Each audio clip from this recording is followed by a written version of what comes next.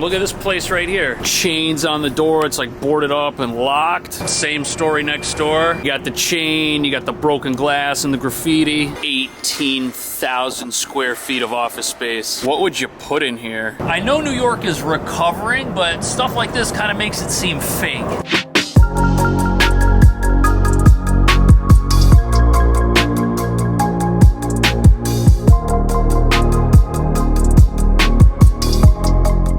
It's been 2 years since the first lockdown, and some people are questioning New York City's recovery, or if it can kind of get back to where it was. When the lockdown started, New York City was desolate. It was like a barren landscape. People weren't allowed to go outside unless there was an emergency situation or if they had to get food.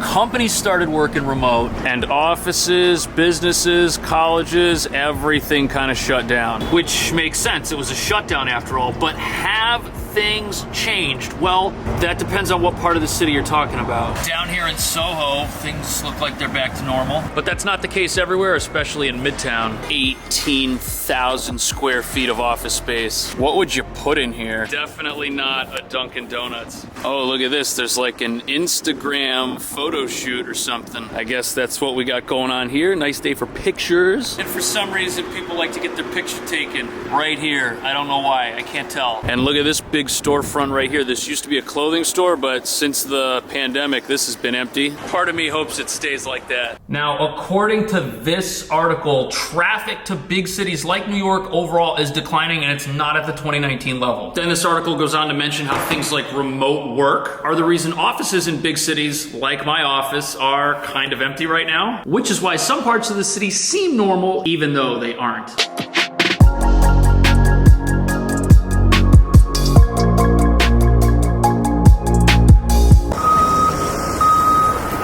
Here we are in Midtown. It looks busy, but that's not the whole story. Look at this, crazy amounts of people coming through here today. A year ago, this level of activity was not present here. Now, absolutely none of this is work-related traffic. Everyone here is here for like tourism or for some sort of fun activity. And what's strange is that aspect of the city seems to be like on its way, even though the typical things that have kept this part of town going are kind of vanishing. Now, what's not immediately obvious from all this foot traffic is that this is a part of town where no one comes to work anymore. And office buildings like this have tons of vacancy. So I'm here with Jonah. He's a real estate agent like me, and he does a lot of rentals. Are you seeing people moving back to apartments, offices? What do you think? Everybody's moving back to the city into these apartments. Office space is a little bit behind, but in Manhattan, rentals are going crazy. Look at this place. Ground floor is empty, second floor is empty, and above that, you don't see anything in that one either. And that's good because I'm actually in the market for a new office. Because my rent here is going up from $2,800 to $6,000. That's almost 3 times as much. And as you can see, we're using the space really well. This building here's got a ton of vacancy. And what's crazy is inside here, I can get a space that looks just like mine, but with bigger windows for the exact same price. So I'm here with Pedro. He's a filmmaker. Now that's service sector, but it's the kind of thing where you work on site with clients. Where's your office? It's right on the Village. Why do you think it makes sense to have the office in the Village instead of here in Midtown? There are more people over there. Here is like how this place is more offices and all that. That's why probably life is not coming to Midtown that fast, because Midtown is more offices than houses. Now, a lot of businesses, especially those like financial firms, marketing firms, or companies that can kind of just do everything over the internet, they don't need like a big office or something like that with a physical presence in a hot neighborhood. But when the lockdown started, companies that had offices around here just left. And when they left, that kind of took the restaurants and everything else with them. Look at this place right here. Chains on the door, it's like boarded up and locked. Little places like this used to survive because there was a whole corporate culture that would go out and get lunch and hang out after work. But in this part of town anyways, that stuff's not happening. You got the chain, you got the broken glass and the graffiti. I know New York is recovering, but stuff like this kind of makes it seem fake. But I don't think it's gonna last forever. Look at this, there's something new that's going up right here. Progress continues. But it's not every single company that's having office problems. Behind me, this is the post office. Facebook signed the largest lease in city history in this building. Now you'd figure that a tech company like Facebook, they'd be one of the first companies to let everyone go remote. After all, that's what Twitter did, but you know, here they are, doubling down on an actual physical footprint in a city that is having problems with remote work. This Dos Toros is closed, it didn't make it. How is the gift shop still open? Are they real businesses selling those t-shirts? I guess they're more popular than tacos.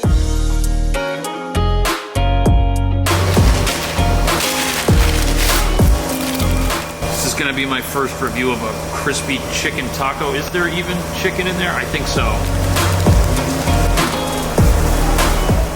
It's not bad, but this is kind of small, and at $3.99 you can get that Popeye's crispy chicken sandwich, and that's like 3 times the amount of chicken.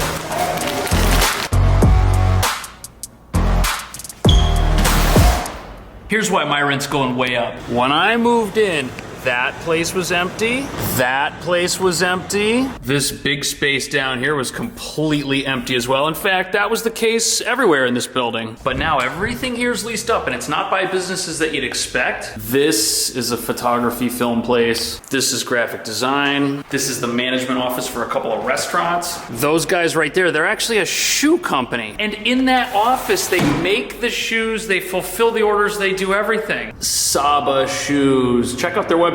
Pretty cool company. This over here is the entrance to our freight elevator. And here we are in Soho. It's like a fashion capital kind of place, and it makes sense that you'd have a shoe company down here after all. I mean, Kith Kids is in the exact same building I am. Now, what's also interesting about being down here is it's not like an office district. There's neighborhoods and cafes. In fact, right over there, that's a rental building. I've toured apartments in 75 Bleecker. So not only can people live down here, they can work here as well and hang out, and that's probably why areas of town like this are seeing the comeback and other areas like Midtown aren't. But the strangest part about all this is that the apartment market has completely recovered no matter what neighborhood you're in. Which means that in spite of remote work, there's an appetite for New York City. People want to hang out, they want to go shopping, for hats, even though everybody in line already has a hat. I better not talk too loud or this video will end badly. But look at all this. There's demand for New York City as long as it's not self-inflicted by your company.